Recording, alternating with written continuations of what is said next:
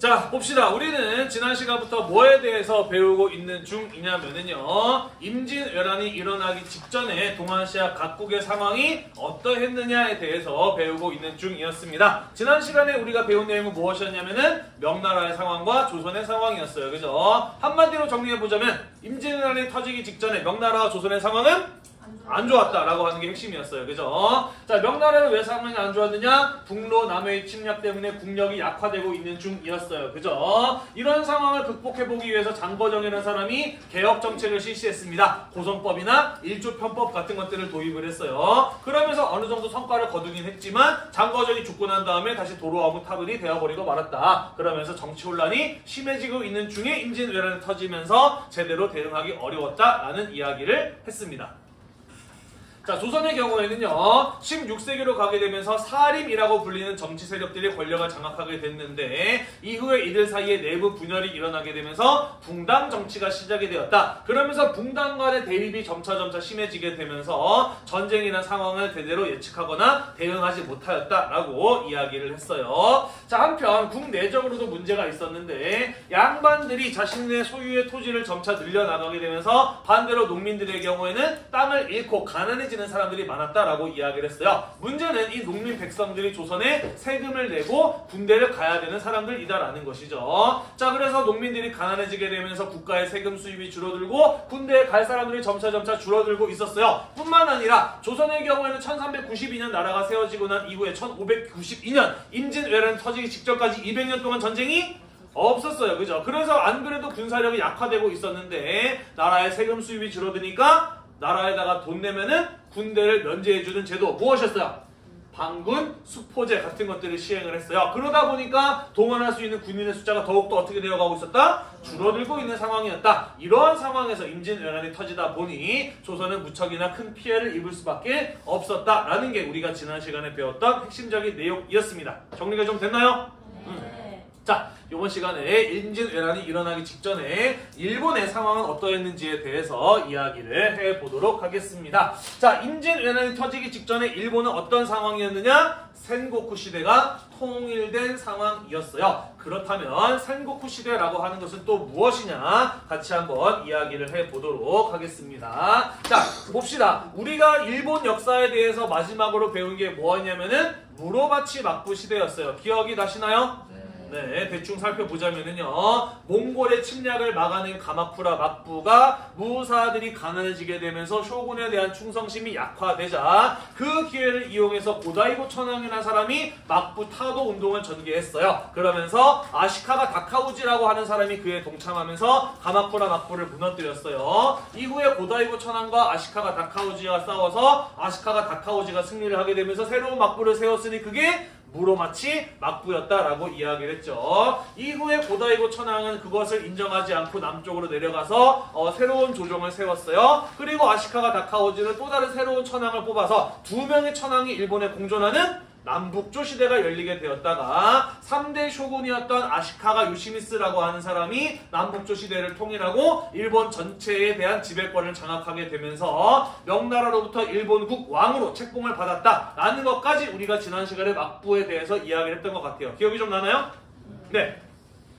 그 무로마치 막부가 시간이 점차 지나면서 어떠한 일이 벌어지게 되느냐? 지방을 통치하는 무사가 성장을 하게 되면서 이른바 다이묘라고 불리는 세력들이 등장을 하게 되는데 이들은 춘추 전국시대 때 중국의 지방을 실질적으로 통치했던 독립 세력이었던 제후와 같은 존재들이었다라는 것입니다. 뭔 소린지 이해가 안 되죠? 하나씩 설명을 해보도록 할게요. 자, 막부는 어떤 식으로 일본을 통치를 했느냐? 자, 막부의 통치 구조의 가장 꼭대기에는 쇼군이 존재를 하죠.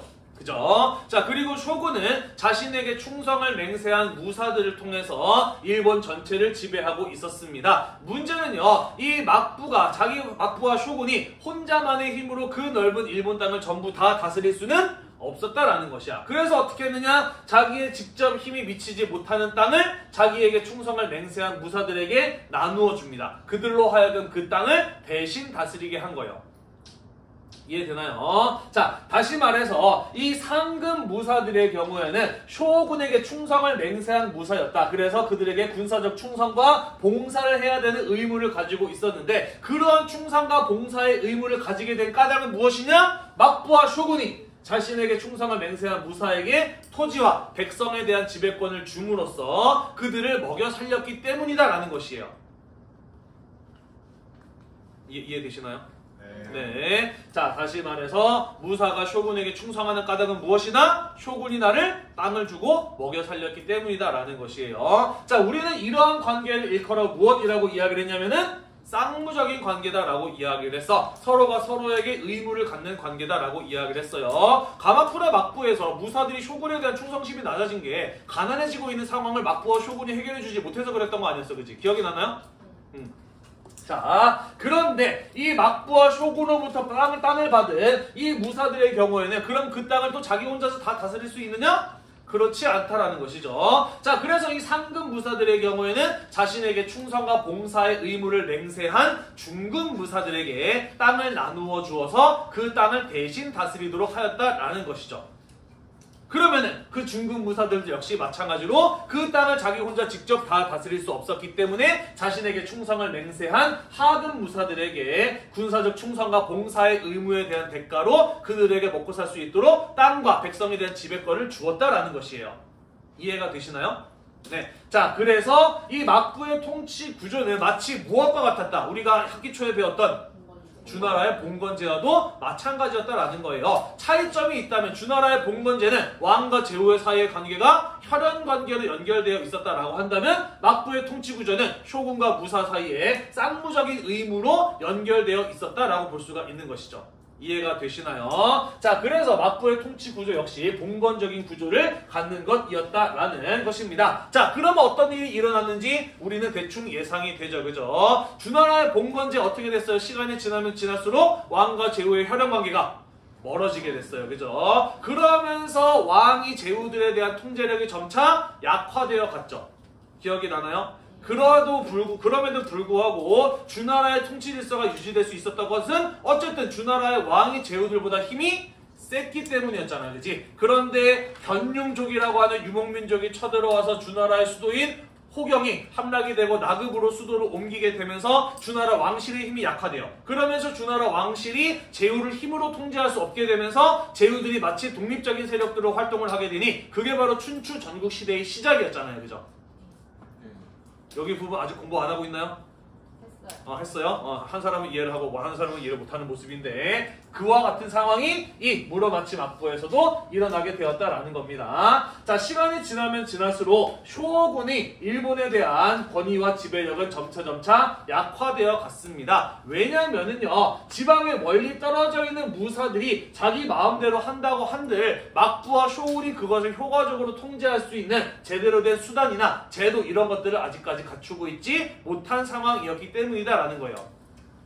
그나마 질서가 유지되고 있었던 것은 막부와 쇼군이 어쨌든 지방 무사들보다는 힘이 강했기 때문에 이 무로마치 막부의 통치 질서가 어느 정도 유지되고 있었다라는 것이에요. 자, 그러면서 어떤 일이 벌어지게 되느냐? 자, 이 중급 무사나 하급 무사들의 경우에는 한 번도 본 적이 없고 멀리 떨어져 있는 막부와 쇼군에게 충성하고 싶을까? 아니면은 나와 가까이 살고 있는 상급 무사에게 충성하고 싶을까? 상급 무사. 당연히 그렇죠. 가까이 있는 상급 무사들에게 충성하게 되는 거예요. 이 쇼군과 상급 무사의 사이는 시간이 지나면 지날수록 점점 더 멀어졌던 반면 상급 무사와 중급 무사, 중급 무사, 하급 무사 사이에는 끈끈한 유대관계, 주종관계가 더욱더 강화되어 나갔던 것입니다. 자, 그러면서 요런 단위 또는 이런 단위로 이 지방을 통치하는 무사들이 자기 멋대로 행동을 하면서 점차 막부의 통제로부터 벗어나려는 이러한 성향이 강해지게 되었다는 거예요. 그러면서 어느덧 중앙정부의 통제로부터 벗어난 독립적인 세력으로 성장한 무사들이 있었으니 우리는 그런 무사들을 무엇이라고 부른다? 지방 중앙 정부의 통제로부터 벗어나서 지방을 실질적으로 통제하는 독립적인 세력으로 성장한 무사들이 있었으니 우리는 그런 사람들을 뭐라고 부른다? 다이묘라고 부른다라는 것이에요. 자, 그리고 춘추 전국시대 때 제후들이 더 많은 토지와 자원을 차지하기 위해서 자기들끼리 싸웠던 것과 마찬가지로 이 일본의 다이묘들이 더 많은 토지와 자원을 차지하기 위해서 자기들끼리 싸우기 시작하였으니 우리는 그 시대를 무엇이라고 부른다? 일본의 센고쿠 시대라고 부른다. 센고쿠 시대를 한자로 번역하면 전국 시대가 돼요. 그래서 중국의 춘추 전국 시대와 같은 상황이 무로마치 막부 후기부터 나타나기 시작하였다라는 것이에요. 됐나요? 네. 자, 그러한 상황이 벌어지게 되었다라는 겁니다. 자, 선생님이 방금 이야기를 했었죠. 춘추 전국 시대의 시작을 알리는 사건이 무엇이었어요? 주의 동천이었어요. 그죠? 주나라 왕실이 그래도 제후들보다는 힘이 셌는데 견융족의 침입을 받아서 호경이 나급으로 수도를 옮기게 되면서 주나라 왕실의 힘이 약화되면서 제후들을 통제할 수단이 없어지게 되면서 춘추 전국 시대가 벌어졌잖아요. 그죠?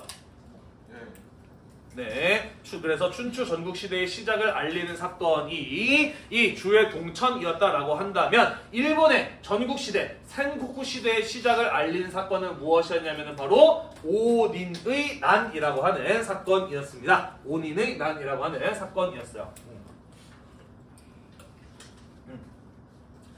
자, 온인의 난이라고 하는 것은 어떤 사건이었느냐. 자, 밑에 선생님이 만화로도 설명을 넣어놨는데요. 무로마치 막부의 8번째 쇼군은 아시카가 요시마사라고 하는 사람이었습니다. 자, 그런데 이 사람이 29이 넘을 때까지 자식을 얻지 못해서 고민이 많았어요. 뭐 29 오늘날로 치자면 얼마든지 또 아들을 낳을 수 있는 나이다 라고 생각을 했지만 당시에 평균 수명이 한 50세였던 것을 생각을 하면은 29까지 아들을 못 낳았을 거면은 오늘날로 치자면 대략 한 50, 60대까지 아들을 못 얻었다라는 이런 어떤 느낌이라고 생각하시면 될 것 같아요. 자, 그래서 나는 이렇게 자식 없이 죽을 팔자인가 보다 라고 생각했던 아시카가 요시마사는 동생을 불러서 내가 만약에 자식 없이 죽게 되면은 네가 나의 뒤를 이어서 쇼군의 자리를 이어받아라 라고 이야기를 합니다. 자, 그러면서 권력을 동생에게 물려주기 위한 사전 작업 같은 것들이 이루어지고 있었어요. 그런데 어떤 일이 벌어졌느냐? 늦둥이가 그렇죠, 아들이 태어난 겁니다. 자, 그리고 그 아들을 낳은 부인 도미코의 경우에는 당연히 자기의 아들을 쇼군으로 만들고 싶어요. 그죠? 자, 그래서 늦둥이를 쇼군으로 만들고 싶었던 부인 도미코의 경우에는 나의 편을 들어줄 수 있는 무사 세력들을 모으기 시작을 합니다. 그러면서 당연히 자기가 막부의 쇼군이 될 거라고 생각했던 누구랑? 동생 요심이랑 맞서기 시작을 하는 것이죠. 자, 그러면서 누가 쇼군의 자리를 이어받을 것인가를 놓고 무로마치 막부의 힘 있는 강력한 무사들이 두 편으로 나눈 겁니다. 누구 편과 누구 편으로? 부인과 늦둥이 편과 그리고 동생 편으로 나뉘어지게 된 거예요. 자, 그러면서 무로마치 막부의 수도였던 교토에서 자기들끼리 치열하게 전쟁을 벌이게 되었으니 그 사건이 바로 온닌의 난이라고 하는 사건이었다라는 겁니다. 이해가 되시나요? 자, 그 치열한 전쟁 끝에 결국에는 늦둥이가 쇼군의 자리에 오르는 것으로 결정이 되는데요. 사실 이때쯤 오게 되면은 누가 쇼군이 되는지는 이미 중요하지 않게 되어버렸어. 왜? 수도 교토에서 엄청난 내전이 벌어졌어요. 그러면서 막부와 쇼군의 힘이 약해졌어요. 교토가 쑥더미래. 쑥대밭. 쑥더미가 쑥대밭 또는 무슨 덤이지? 잿더미 맞아요. 막부가 쑥대밭 또는 잿더미가 되면서 막부와 쇼군의 힘이 크게 약화되면서 이제 지방의 무사들보다 힘이 약해졌어. 그러다 보니까 지방 무사들 입장에서는 쇼군이 누가 되든지 상관이 없어져 버린 상황이 바로 이 온인의 난이라고 하는 사실 상황이었다라는 것이죠. 자, 그러면서 다이묘에 대한 막부의 통제력이 사라지게 되면서 지방을 다스리는 다이묘들의 경우에는 더 많은 땅을 차지하기 위해서 일본 내 패권을 차지하기 위해서 자기들끼리 치고받고 싸우는 하극상과 약육강식의 시대가 벌어지게 되었으니 우리는 그 시대를 무엇이라고 부른다? 센고쿠 시대라고 부른다라는 거예요. 그러한 상황이 임진왜란이 일어나기 전까지 몇 년 가까이 지속되었다?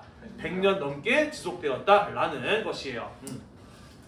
자, 그래서 일본의 센고쿠 시대에는 뭐 관심 있는 사람들 좀 있을는지 모르겠습니다만은 일본의 만화나 게임이나 애니메이션이나 드라마 이런 것들에 가장 많은 소재로 활용이 되는 시대이기도 해요. 굉장히 재밌는 개성적인 캐릭터들이 많이 등장하는 시대이기도 하고요. 또 전쟁사, 서로 치열한 어떤 전투라든지 아니면 계략을 쓰는 이런 것들이 또 재밌기도 하잖아요. 그래서 많은 문화 콘텐츠의 소재가 되는 시대가 또 이 센고쿠 시대이기도 합니다. 자, 그러한 어떤 문화 콘텐츠의 대표적인 캐릭터들로 활용되는 인물들에 대해서 몇 명 이야기를 해보도록 할게요. 자, 이 센고쿠 시대가 한참 전개되고 있었던 것은 16세기였습니다. 1500년대였어요. 자, 그런데 선생님이 지난번에 이런 얘기했습니다. 조선의 건국 연도와 임진왜란이 일어난 연도 정도는 외워두자라고 이야기를 했어요. 기억이 나나요? 네. 조선의 건국? 1392년이고 임진왜란이 일어난 해는 1592년인데 그 사이에 뭘 기억하자라고 했지?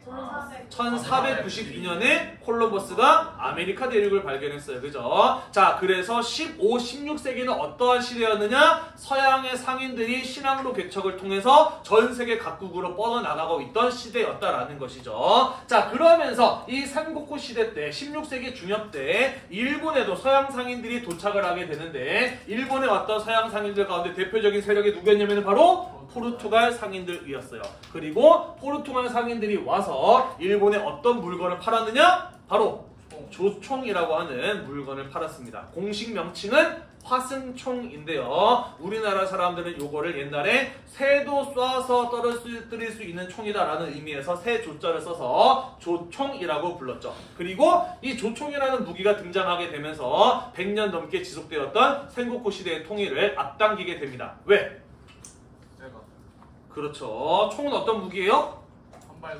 그렇죠. 손가락만 당길 힘만 있어도 사람 하나를 죽일 수 있는 무기가 바로 총이라는 무기예요. 그죠? 굉장히 강력한 무기죠. 그래서 이 조총이라는 무기를 누가 얼마나 많이 잘 쓸 수 있느냐가 센고쿠 시대의 통일의 중요한 조건이 되었다라는 것이죠. 됐나요? 네. 방금 선생님이 뭐라고 얘기했어요? 누가 얼마나 조총을 많이 잘 쓸 수 있느냐가 센고쿠 시대의 중요한 통일의 조건이 되었다라고 이야기를 했어요. 그 조건을 충족시킨 인물이 누구였느냐? 그가 바로 오다 노부나가라고 불리는 다이묘였습니다. 오다 노부나가라고 불리는 다이묘였어요. 자, 이 다이묘 굉장히 또 인기가 많은 사람이기도 해요. 왜냐면은 약간 뭐라 그래야 되지? 그런 사람들 있잖아요. 머리 회전이 너무너무 빨라서 주변 사람들이 자기의 생각을 따라가지 못해서 답답함을 느끼는 그런 사람 있죠. 그런 사람이 바로 이 오다 노부나가였습니다. 늘 화가 나 있었어요. 왜냐면 주변 사람들이 자기 생각을 못 따라오거든. 그러면서 굉장히 기가 막힌 전술들을 여러 개 개발해내는데 뭐 몇 가지 예를 들어보자면 이런 얘기가 있을 것 같아요. 보통 전쟁은 어느 계절에 할까? 봄, 여름, 가을, 겨울에? 중에서? 그렇죠. 가을이나 늦 가을이나 아니면 이른 겨울에 전쟁들을 많이 하죠. 왜? 전쟁을 하면 뭐가 있어야 돼? 식량이 있어야 돼. 그러려면은 봄에 여름에는 농사를 져야 될 거 아니야, 그지? 그리고 전쟁에 동원해야 될 농민들도 봄, 여름에는 농사 짓느라 바쁘기 때문에 보통 전쟁은 가을이나 아니면 이른 겨울 아니면은 농사가 시작되기 전 한 3월, 4월 요때쯤 이제 전쟁을 한단 말이죠. 자, 오다 노부나가는 어떻게 하면 이런 상황에서 내가 유리한 입장을 차지할 수 있을지를 고민합니다. 그러다가 어떤 방법을 쓰느냐? 일본 전국에서 땅이 없어서 돌아다니고 있는 가난한 사람들, 거지들, 뭐 이런 사람들을 전부 다 월급을 주고 끌어모읍니다. 그러면서 일본 최초로 뭘 만드냐면은 직업군인을 만들어요.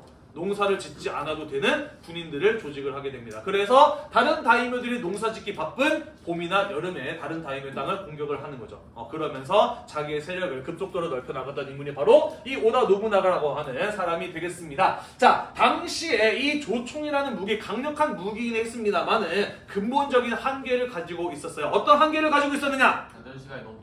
맞아요. 자, 이 조총이란 무기 어떻게 쏘는 거였느냐? 총 쏘기 전에 쓱싹쓱싹 총구를 한번 닦아요. 그 다음에 팔 위에다가 이렇게 얹어놓고요. 뚜껑을 열어가지고 화약통을 꺼내서 화약을 탈탈탈 털어 넣습니다. 그리고 뚜껑을 닫은 다음에 앞에다가 총알을 또르륵 굴려 넣어요. 그 다음에 심지를 꺼내가지고 심지를 화약통에다 꽂은 다음에 90도로 붙이거나 아니면은 횃불을 갖다가 불을 붙여요. 그래서 딱 조준하고 있으면은 씩 하들어가다가 빵 하고 나가는 총이 조총이라는 무기였습니다. 한 발 쏘고 난 다음에는요.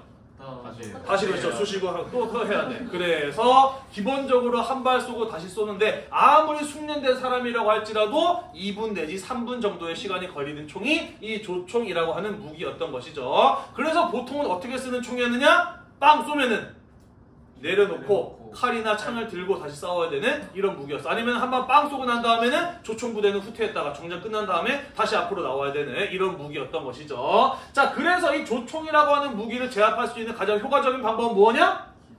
기병이요. 말 타고 달려가는 거지. 장전하기 전에 말 타고 달려가지고 조총부대를 박살내는 이러한 방법이 사용되기도 하였다라는 것이죠. 자, 이 오다 노부나가는 머리가 좋았어요. 곰곰이 생각했다라고 합니다. 이걸 어떻게 하면은 연속으로 발사할 수 있을까? 를 고민을 하다가 한 가지 전술을 개발해냈다고 해요. 그게 바로 무엇이냐면 이른바 삼열 전술인 겁니다. 조총을 가지고 있는 병사들을 세 줄로 세운 거예요. 그래서 앞줄이 빵 하고 쏘면은 뒤로 가서 장전하는 거죠. 장전하는 둘째 줄이 나와서 빵 쏘고, 그리고 뒤로 간 다음에 셋째 줄이 앞으로 나와가지고 빵 쏘는 거죠. 그러고 나면은 첫째 줄이 다시 앞으로 나와가지고 빵 쏘는 겁니다. 그래서 조총을 연속으로 발사할 수 있는 전술을 개발해냈다고 하는데 역사적으로 객관적으로 검증된 사실은 아니에요. 그런 사실이 뭐 사람들 입에서 입으로 통해서 전해져 내려오고 있기는 합니다.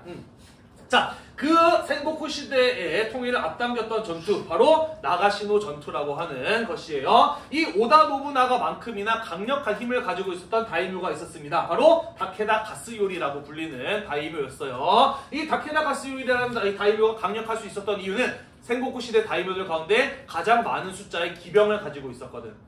그래서 이 둘이가 어느 누가 일본의 패권을 장악하느냐를 놓고 벌였던 한판의 승부, 그게 바로 나가시노 전투였다라는 것이죠. 뭐 이런 얘기가 전해져 내려와요. 다케다 가스요리는 오다 노부나가가 많은 조총병을 가지고 있다는 사실을 알고 있었습니다. 하지만 한 발만 맞으면 나머지는 우리가 기병으로 동원해서 쓸어버릴 수 있다라고 생각을 하고 자신 있게 돌격을 했대요. 그런데 이게 웬걸 한 발 쏘고 물러나서 또 쏘고 또 쏘고 또 쏘고 하다 보니까 이 다케다 가스요리가 자랑했던 이 기병 부대가 이 오다 노부나가의 조총 부대에 접근하기 전에 전멸해버리고 말면서 일본의 패권을 오다 노부나가가 장악하는 결정적인 계기를 제공했던 전투가 바로 이 나가시노 전투였다라는 뭐 이런 얘기가 전해져 내려옵니다. 됐나요? 네. 자, 그래서 오다 노부나가는 다케다 가스요리라고 하는 강력한 라이벌을 제압하게 되면서 이제 누구도 오다 노부나가의 패권을 방해할 수 있는 세력이 일본 내에서는 남아있지 않게 됩니다. 자, 그러면서 이제 오다 노부나가가 내가 쇼군이다, 내가 막부를 세우겠다라고 선언만 하면 생고쿠 시대가 통일되는 상황 바로 앞에까지 오게 되었어요. 그런데 그 직전에 부하의 배신으로 인해서 오다 노부나가는 사망을 하게 됩니다. 혼노지라고 하는 절에서 자고 있었던 오다 노부나가, 혼노지의 측근의 부하가 오다 노부나가의 부하가 혼노지에다 불을 질러서 오다 노부나가를 불태워버립니다. 그가 바로 누구냐면은 아케치 미스히데라고 하는 사람이었어요. 자, 당시 이 오다 노부나가에게는 오른팔과 왼팔이라고 불리는 유능한 장수가 있었습니다. 오른팔이라고 불리는 사람이 바로 아케치 미스히데 넘버 2였고요. 왼팔이라고 불리는 넘버 3가 바로 우리에게도 유명한 도요토미 히데요시라는 인물이었던 것이죠. 아케치 미스히데는 생각을 했습니다. 나가시노 전투가 끝나고 난 다음에 내가 넘버 2인데 오다 노부나가만 없으면 내가 왕이다, 내가 쇼군이다 라는 이런 어떤 생각을 했던 것 같아요. 자, 그래서 혼노지라는 절에서 자고 있었던 오다 노부나가를 불태워 죽이고 자신이 일본의 정점에 오르려고 하였던 것이죠. 그래서 일본 사람들이 쓰는 관용적인 표현에 이런 게 있다고 해요. 적은 혼노지에 있다라는 표현을 쓰기도 한답니다. 어떤 표현일까? 적은 내부에 있다, 나의 측근이다라는 표현을 할 때 적은 혼노지에 있다라는 이런 표현을 쓰기도 한다라고 해요. 자, 그래서 아케치 미스히데가 일본의 짱을 먹으려고 했을 때 넘버 3였던 도요토미 히데요시가 돌아가신 오다 노부나가의 복수를 하자라는 것을 명분으로 내세웁니다. 그러면서 과거 오다 노부나가를 따랐던 강력한 무사들을 전부 다 자기의 편으로 끌어모으는데 성공을 하게 돼요. 그리고 그 힘을 바탕으로 아케치 미스히데를 물리치고요. 오다 노부나가가 찍지 못했던 생고쿠 시대의 마침표를 도요토미 히데요시가 찍게 되는 것이죠. 그러면서 100년 넘게 이어졌었던 생고쿠 시대가 1590년에 도요토미 히데요시에 의해서 통일이 되는 겁니다. 이해되시나요? 자, 여기서 도요토미 히데요시가 생고쿠 시대를 통일했다라고 하는 것은 그가 일본 전국을 직접 통치하게 되었다라는 것을 의미하는 것은 아니에요. 여전히 일본 각각의 지역은 그 지역을 다스리는 뭐가 있어? 다이묘가 있어. 다만 도요토미 히데요시는 그 다이묘들에게 항복을 시키고 그들로부터 충성의 맹세를 받아냈다라는 것에 의미해서 생고쿠 시대를 통일했다라고 평가를 하는 거예요. 됐나요? 자, 넘어가기 전에 이 생고쿠 시대의 재미난 인물들 여러 명에 대해서 좀 이야기를 하고 넘어가도록 할게요.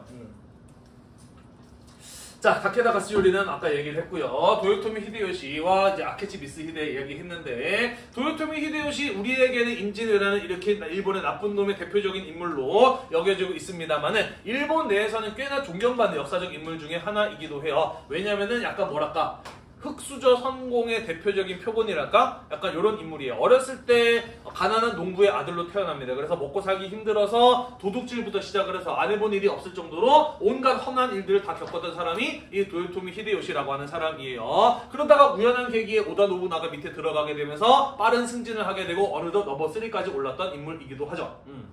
머리가 되게 잘 돌아갔다라고요, 이 사람도. 뭐 오다 노부나가와 도요토미 히데요시의 만남에 대한 뭐 이런 얘기가 전해져 내려와요. 이것도 마찬가지로 역사적으로 검증된 사실은 아닌데 뭐 이런 일이 있었다고요.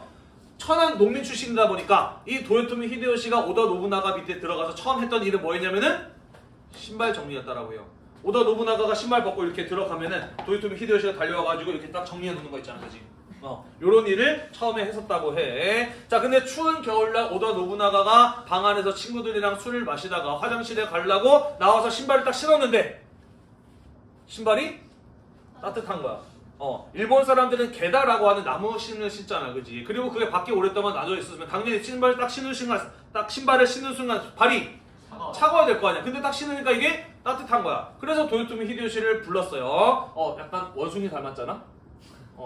나름 높은 지위에 올랐을 때 그려준 그림인데도 원숭이를 닮았잖아요. 실제로 오다 노부나가는 도요토미 히데요시를 사루, 일본어로 원숭이라고 불렀다고 해요. 그래서 이 사루 원숭이 이렇게 불렀어요. 그래서 도요토미 히데요시가 네 하고 달려왔대요. 그래서 오다 노부나가가 야, 신발이 따뜻한데 너 이거 무슨 짓을 한 거야? 라고 물어보니까 도요토미 히데요시가 뭐라고 이야기를 했느냐? 주군께서 신발을 신었을 때 발이 시려우실까봐 안에 들어가 계시는 동안 신발을 품 안에 품고 있었습니다. 라고 이렇게 대답을 했대요. 그래서 오다 노부나가가 감동을 해서 얘한테 조금 더 어려운 일을 시켜볼까? 라고 시켰더니 기가 막히게 잘 해내더라. 전쟁터에 내보냈더니 나갈 때마다 싸워서 이겨서 돌아오더라. 하면서 점점 승진을 하면서 넘버 3까지 갔다라는 뭐 이런 얘기가 전해져 와요. 진짜인지 아닌지는 모르겠습니다만은 아무튼 그렇게 성장했던 인물이 바로 이 도요토미 히데요시라고 하는 사람이라고 합니다. 자, 아까 이야기했죠. 도요토미 히데요시가 생고쿠 시대를 통일했다라고 하는 것의 의미는 일본 전체를 그가 직접 지배하게 되었다라는 것이 아니라 여전히 각각의 지역은 누구에 의해서 통치되고 있었다? 다이묘들에 의해서 통치되고 있었다. 다만 그 다이묘들을 항복시키고 그들에게 충성의 맹세를 받아냈다라는 것이었어요. 그죠? 자, 도요토미 히데요시 못지않게 강력한 힘을 가지고 있었던 다이묘가 있었습니다. 그가 바로 누구냐면은 도쿠가와 이에야스라고 불리는 사람이에요. 자, 도쿠가와 이에야스. 하지만 도요토미 히데요시랑 싸워서 이길 자신은 없었습니다. 그래서 도요토미 히데요시가 제시했던 굴욕적인 항복의 조건을 받아들이고 일단 그에게 충성을 맹세해요. 하지만 이후에 기회를 노렸던 인물이 도쿠가와 이에야스죠. 임진왜란 끝나고 난 다음에 다시 한번 등장할 인물이니까 잘 기억해두고 넘어가도록 합시다. 됐나요? 네. 자, 아무튼 생고쿠 시대가 도요토미 히데요시에 의해서 통일이 되었습니다. 그 이후에 도요토미 히데요시는 일본 내에서 어떠한 정책들을 실시를 했느냐? 첫 번째, 전국적인 토지 조사를 실시했습니다. 요거를 일컬어 검사의 검자, 땅 지자를 써서 검지라고 이야기를 해요. 자, 도요토미 히데요시는 왜 전국적인 토지 조사를 실시하였을까? 세금 더 내는. 그렇지. 이제 전국에 대한 지배권을 확립했기 때문에, 그죠? 전국의 땅이 어디에 얼마나 있는지를 알아야 그거를 무사들한테 정확하게 나누어주고 그로부터 세금을 거둘 것 아닙니까? 그죠? 자, 그래서 전국적인 토지조사 검지를 실시하였고요. 세금을 잘 걷기 위해서 토지의 면적을 재는 단위와 도량형 이런 것들을 전국적으로 통일하는 이러한 정책들을 시행을 합니다. 마치 전국시대를 통일한 진나라의 시황제와 같이 이런 어떤 전국적인 통일 정책을 도요토미 히데요시가 실시를 하였다라는 것이죠. 그러면서 일본에 대한 지배권을 점차 안정시켜 나가고 있었다라는 것입니다. 두 번째, 전국의 농민들이 가지고 있었던 무기를 전부 다 몰수해요. 이른바 도수령이라고 하는 것을 내리게 됩니다. 칼 도자에 걷어들일 숫자를 써서 도수령이라고 이야기를 해요. 자, 농민들의 무기를 왜 몰수했을까요? 이유는? 그렇죠. 반란을 방지하기 위한 목적도 있었습니다. 또! 다이묘. 응? 철 수입하려고 철이 부족해서? 뭐 그럴 수도 있죠. 또! 자, 일본은 누가 지배하는 사회죠? 무사가 지배하는 사회죠. 그죠? 그럼 뭐가 무사지? 칼 들고 싸우면 그게 곧? 무사예요. 그죠? 센고쿠 시대는 어떤 시대였느냐? 농민이라 할지라도 칼 들고 전쟁터에 나가서 싸워서 큰 공을 세우면 무사가 될 수 있는 시대가 센고쿠 시대였어요. 다시 말해서 신분 간, 계층 간의 이동이 가능한 시대였다라는 것이지. 자, 그러면은 한번 봅시다. 신분 간의 이동이 자유로운 사회가 안정된 사회인가요? 금지된 사회가 안정된 사회인가요? 어느 쪽이 무사가 농민 백성들을 지배하기가 수월하지? 그렇죠. 신분 간의 이동이 금지된 것이 이 농민 백성들을 지배하기가 쉽죠. 그죠? 특권이 왜 특권이에요? 소수의 사람들만이 가지고 있기 때문에 그게 특권인 거예요. 그죠? 아무나 무사가 될 수 있는 사회는 평등한 사회잖아. 그지? 무사들이 나머지 농민과 백성들을 지배하려면은 소수의 사람들만이 지배층이어야 될 필요가 있었다라는 것이죠. 이해가 되나요? 네. 그래서 농민들에게 무기를 거둬들일 이유는 두 가지다. 하나는 반란을 방지하기 위한 목적, 그리고 그들이 뭐가 되는 것을 막기 위한 무사가 되기 위한 것을 막기 위한 목적이었다라는 것이죠. 도요토미 히데요시 역시 농민 출신으로 무사가 되었지만 나 같은 놈이 또 나타나서는 안 되잖아요. 그죠? 그렇기 때문에 도수령을 실시하였다라는 겁니다. 자, 그래서 도수령과 더불어서 무엇을 실시하게 되는 거예요? 무사, 상공업자, 농민으로 신분을 정하고 그 신분 간의 이동을 어떻게 하는? 금지시키는 법을 만들게 되는 것입니다. 자, 그러면서 일본 사회 내에서는 신분 간의 이동이 금지되었다라는 것이죠. 이해가 되나요? 오직 신분은 무엇에 의해서 정해진다?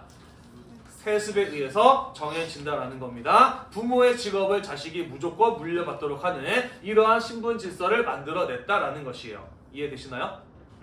자, 그래서 사실 일본에서는 우리나라에서 볼 수 없는 재미난 모습들을 많이 볼 수 있어요. 우리나라는 과거제 전통을 가진 나라잖아. 그지? 그래서 나는 비록 국박 장사를 하면서 힘들게 살았지만 내 자식만큼은 사법고시 같은 거 봐서 출세시키고 싶어 해요. 그죠? 하지만 일본 같은 경우는요.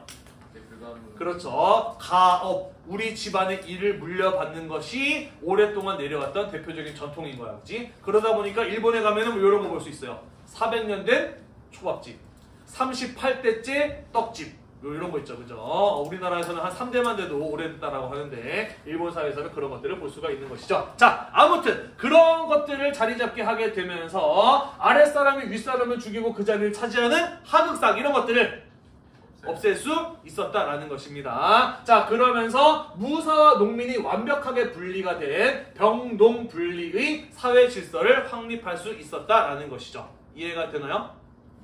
네, 자, 이 병농 분리에 대해서 하나 더 설명을 하도록 할게요. 자, 칼만 뺐으면 농민들이 무사가 되는 걸 막을 수 있었을까? 아닐걸? 걔네들이 또 어디 가서 칼을 구해올 수도 있어요. 그죠? 무사의 옷을 입고 무사의 머리 스타일을 하고 나는 무사 있네 라고 행세를 해버리면은 걔가 무사인지 농민인지 구분할 수 있는 방법이 있어요? 없어요? 딱히 없어요. 그죠? 자, 그래서 이 병농분리, 무사와 지배층인 무사와 피지배층인 농민의 이 신분의 간의 이동을 철저하게 금지시키기 위해서 도요토미 히데요시는 어떠한 법을 제정해서 실시를 하였느냐? 무사와 존인은 무사들한테 필요한 물건들을 파는 상공업자를 존인이라고 해요. 무사와 존인은 조카마치에 거주하게 하고 농민들은 농촌에 거주하게 하는 병농분리의 제도를 시행을 합니다. 뭔 소리냐면요, 이런 거예요. 아까도 이야기했듯이 농민들이 무사인네라고 이렇게 흉내를 내면서 다닐 수도 있잖아. 그지? 그래서 어떻게 했느냐? 무사가 사는 구역과 농민이 사는 구역을 아이의 성벽으로 분리시켜버린 거예요. 이해가 되나요? 무사들은 어디 살게 했다?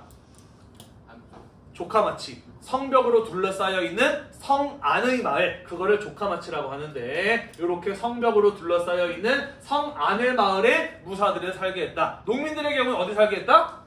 성 밖에 있는 농촌에 살게 했다라는 거예요. 그러면서 아예 거주지를 분리시켜 버림으로써 혹시라도 농민과 무사가 섞이는 이런 일들을 애당초 원천적으로 차단하고자 하였다라는 것이죠. 다만 성 안에 살고 있는 무사들이 여러 가지 물건들이 필요할 때 그것을 구할 수 있어야 될 거 아니에요. 그렇지? 그래서 상공업자인 조인들도 마찬가지로 조카마치 안에 살게 했다라는 것이에요. 이해되나요? 농민들은 성 안에 들어갈 수 있었을까 없었을까? 들어갈 수는 있었는데 어떤 경우에만, 특별히 허가받은 경우에만 철저하게 검사를 하고 신분에 대한 확인을 받고서야 성 안에 간신히 들어갈 수 있었다라고 해요. 자, 그렇게 함으로써 병농분리의 사회 질서를 확립하였다라는 겁니다. 됐나요? 자, 우리는 지금 뭐에 대해서 배우고 있는 중인가요, 여러분? 임진왜란이 터지기 직전에 동아시아 각국의 상황에 대해서 배우고 있어요. 이번 시간에 우리가 배운 내용은 무엇인가요? 임진왜란이 터지기 직전에 일본 100년 동안 생국 시대를 겪었어, 그지? 전쟁의 경험이 무척이나 풍부했습니다, 그죠? 그리고 그게 끝나면서 도요토미 히데요시에 의해서 일본 내의 사회 질서가 안정되고 확립되어 가는 상황을 배웠어요, 그죠? 다시 말해서 임진왜란이 터지기 직전에 일본의 상황은 어땠다? 전쟁하기 딱 좋은 상황이었다라는 것이죠. 그러다 보니 임진왜란이 터지게 되었을 때 조선과 명나라는 그로부터 큰 피해를 받을 수밖에 없었다라는 것이에요. 되셨나요? 네. 자, 그래서 임진왜란이라고 하는 전쟁이 어떻게 일어나게 되고 어떤 식으로 전개되어 나가게 되느냐, 그 내용은 우리가 다음 시간에 마저 이어서 살펴보도록 하겠습니다. 오늘도 공부하느라고 대단히 고생이 많으셨고요. 다음 시간에 마저 이어서 살펴보도록 하겠습니다. 수고했습니다. 구독과 좋아요 깜빡했다.